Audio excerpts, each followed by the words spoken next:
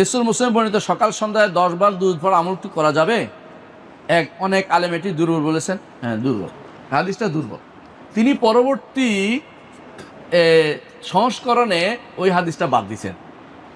ওনার সাথে আমার দেখা হয়েছে মক্কাতে, উনি আমাকে অনুমতি দিয়েছেন সব কিছু করার, আলহামদুলিল্লাহ।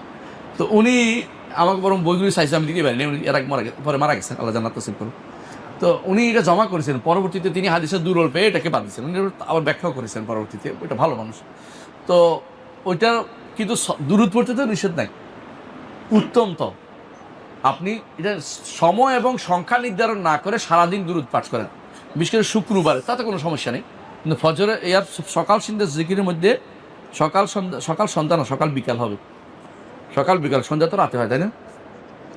হাদিসে আছে মাসা, তাই না? সকাল বিকাল, আর সন্ধ্যা যদি কোনো বিকাল হয় তো সমস্যা নেই, একই অর্থ। ওইটা আমার অর্থ নাই, বাংলা বুঝেছি না। 10 বার তো আপনাকে বিকেলে পড়তে হবে, এটা রাতের বেলা নয়। 10 বার দুরূদের নির্ধারণ সংখ্যা না করে আপনি এমনি আমভাবে যে কোনো সময় পড়বেন, অসুবিধা নেই। যত বেশি দুরূদ পড়বেন তত বেশি রসুলের কাছে থাকতে পারবেন হাসরের দিন। তো এই হাদিসটা দুর্বল হিসাবে কিন্তু আমলটা দুর্বল, আমলটা অন্য সময় করবেন। আর এই যদি আপনি সারাদিনে করেন তাও ভালো, কিন্তু সকাল সন্ধ্যা জিকিরের মধ্যে এই হাদিসটা সনদটা দুর্বল। বুঝে আসছে কথাটা? জি।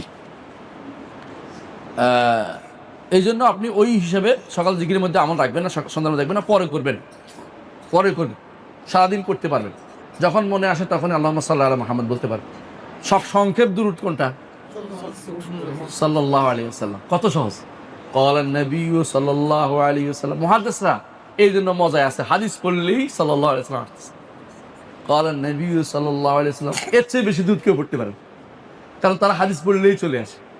এই জন্য যত বেশি হাদিস পড়বেন, পড়লেই সাল্লাল্লাহু আলাইহি ওয়াসাল্লাম আসবে, সাল্লাল্লাহু আলাইহি ওয়াসাল্লাম আসবে।